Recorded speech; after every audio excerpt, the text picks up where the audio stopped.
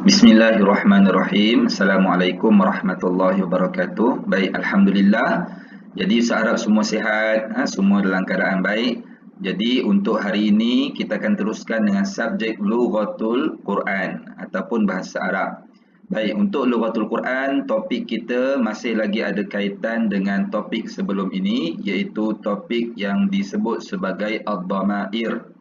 Ad-Dhamair sebelum ni kita dah belajar, maksudnya kata ganti diri kan. Huwa, huma, hum, ya, huma, huna sampai nahnu.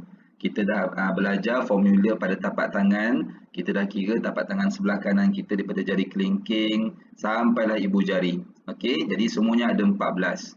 Baik, hari ini kita akan masuk topik yang baru, iaitu topik yang bertajuk Fi'lul Madhi. Fi'lul Madhi. Okey, cuba sebut fi'lul madhi. Okey, baik. Fi'lul madhi ni apa pula? Okey, kalau dhamair ataupun dhamir kata ganti diri. Dia, mereka, aku, nak, kami, mereka semua. Okey. Kalau fi'lul madhi dalam bahasa Melayu maksudnya ialah kata kerja. Maksudnya ialah kata kerja. Okey, fi'lun itu ialah kata kerja. Tapi bila tambah fi'lul madhi, maksudnya kata kerja untuk perbuatan yang telah berlaku. Okey, dengar baik-baik.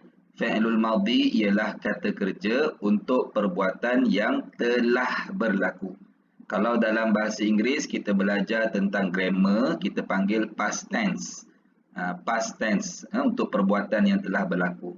Okey, Ustaz ada sediakan slide ni, jadi kita sama-sama perhatikan dan berikan perhatian. Baik, okey, seterusnya. Baik, fi'lul madhi, Ustaz ulang lagi sekali, ialah kata kerja yang digunakan untuk menunjukkan suatu perbuatan. Kan bila sebut kata kerja kan perbuatan. Yang mana perbuatan itu telah berlaku. Okey, contoh kita sebut menulis. Kita nak beritahu yang dia setelah menulis, maka kita sebut dia telah menulis. Okey, ataupun makan. Makan kata kerja. Tapi kalau kita nak sebut dia telah makan, kita sebutlah dia telah makan. Itu dalam bahasa Melayu. Dalam bahasa Arab dinamakan fi'lul madhi, kata kerja yang digunakan untuk menunjukkan suatu perbuatan yang telah berlaku. Okey, harapnya fahamlah sampai sini. Baik, contohnya untuk memberitahu bahawa Ahmad telah pergi ke sekolah. Kita nak beritahu Ahmad telah pergi ke sekolah. Okey, makna dia dah pergi. Kita nak beritahu dalam bahasa Arab Ahmad telah pergi. Jadi macam mana caranya? Okey, dalam bahasa Melayu kita sebutlah Ahmad telah pergi ke sekolah. Ni kata kerja yang telah pergi ni. Ni kata kerjanya. Ni dalam bahasa Melayu. Tapi kalau dalam bahasa Arab kita akan sebut, okey, mari kita tengok. Ahmad zahaba ilal madrasati. Ahmad zahaba ilal madrasati. Ahmad, okey, Ahmad lah. Zahaba, ni telah pergi. Inilah yang disebut sebagai fi'lul madhi. Ke sekolah, ilal madrasati. Jadi yang kita akan bincangkan tajuk fi'lul madhi ni ialah seperti perkataan zahaba. Okey, jadi inilah contohnya. Ataupun kita bagi contoh lain. Contoh lain, Ahmad zahaba ilal madrasati. Okey, ini penjelasannya. Kalimah zahaba yang warna merah ini adalah fi'lul madhi ataupun kata kerja yang menunjukkan perbuatan pergi itu telah pun berlaku. Dia bukan sedang, dia bukan akan, tapi telah berlaku. Okey, saya harap murid-murid semua jelas. Faham? Maksud fi'lul madhi ialah kata kerja yang menunjukkan perbuatan telah berlaku. Okey, contoh di sini ialah zahaba.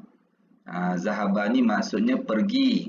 Bila sebut zahaba maka telah pergi. Okey, jadi saya harap dah faham. Okey. Fi'lul madhi seterusnya ya. Fi'lul madhi terdiri daripada 14 jenis perubahan mengikut dhamir. Sebab itu Ustaz kata tajuk fi'lul madhi ni dia ada kaitan dengan dhamair ataupun dhamir yang kita belajar tu sebelum ni. Huwa, huma, hum, hiya, huma, hunna, anta, antuma, antum, anti, antuma, antunna, ana, nahnu. Ada berapa semua? Ada 14. Jadi fi'lul madhi ni terdiri daripada 14. 14 apa? Dia jenis perubahan. Daripada perkataan zahaba tadi tu dia boleh berubah jadi zahaba, zahabu, zahabat, zahabata, zahabna, zahabta, zahabtuma. Itu semua perubahan-perubahan. Daripada perkataan asal zahaba, dia akan berubah-berubah sebanyak 14 kali perubahan. Dan perubahan itu bergantung kepada dhamir. Huwa, zahaba. Huma, lain pula. Hum, lain pula perubahan dia. Ini maksud dia. Okey, jadi dhamir ni memang kita kena hafal macam Ustaz dah pernah kongsikan sebelum ni. Jadi fi'il madhi pun kita perlu tahu juga. Okey. Contoh. Baik, contoh di sini kata kerja kita nak guna kalau dalam bahasa Melayu maksudnya telah pergi. Okey, kata kerja telah pergi. Kita nak bagi tahu telah pergi. Telah pergi untuk dhamir huwa. Untuk dhamir huwa. Huwa kalau ikut tapak tangan kita dekat mana? Jari kelingking. Tapak tangan kanan kita jari kelingking. Okey. Huwa yang atas sekali. Huwa untuk dhamir huwa, kalau kita nak sebut huwa ni apa dia? Huwa ni maksudnya dia bagi lelaki ataupun muzakkar. Okey. Huwa ni ialah dhamir yang bermaksud dia untuk lelaki, bukan perempuan. Kalau perempuan lain. Dia untuk lelaki. Jadi seorang ke ramai? Seorang lah sebut dia kan. Jadi kalau kita nak gunakan perkataan telah pergi yang sesuai untuk dhamir huwa. Apakah dia punya perkataan dalam bahasa Arab? Jawapannya ialah zahaba. Macam tadilah sebenarnya. Sama je. Ni Ustaz nak jelaskan semula saja.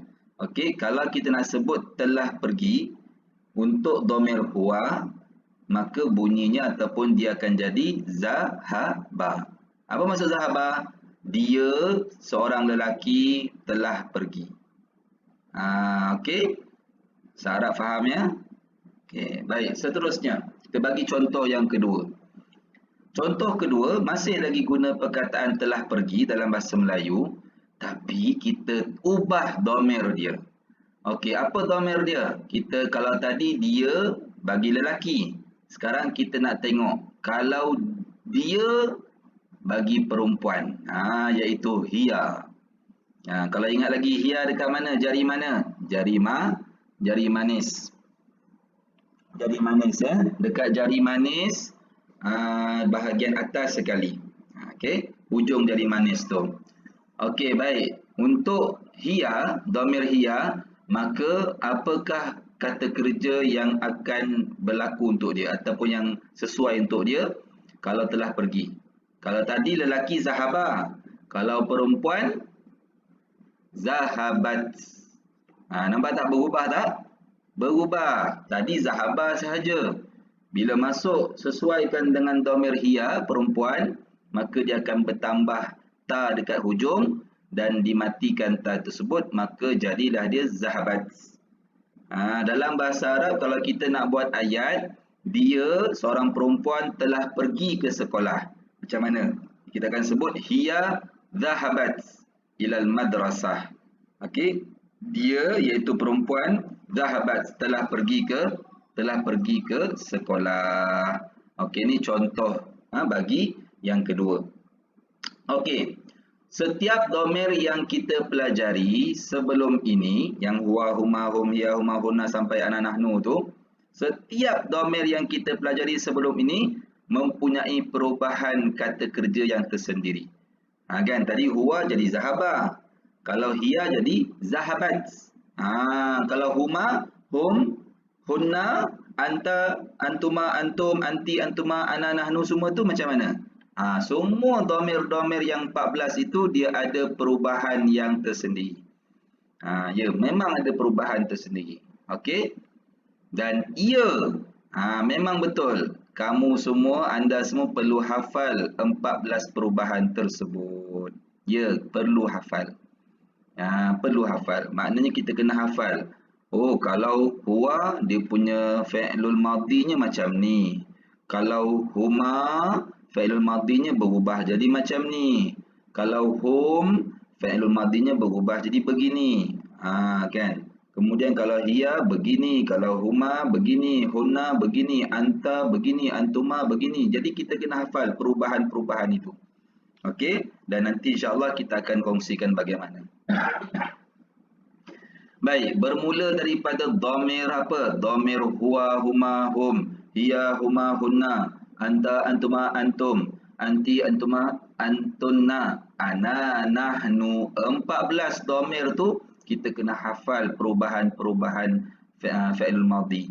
Okey, kita akan belajar sama-sama. Jangan risau ya, sebab semuanya mudah sahaja. Gunakan saja formula apa? Formula yang pernah kita belajar dalam dhamir, iaitu formula tapak tangan. Okey, insya-Allah nanti kita akan sambung sebentar lagi. Okey.